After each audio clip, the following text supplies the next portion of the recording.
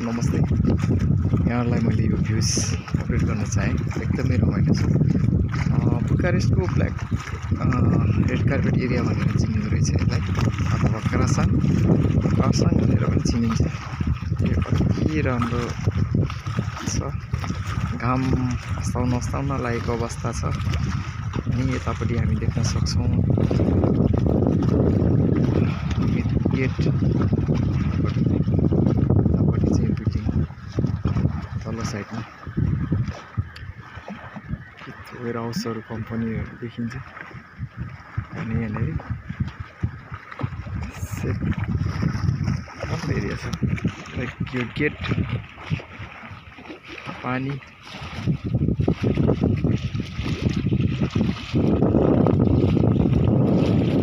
एकदम राम्रो सुन्दर एरिया हो।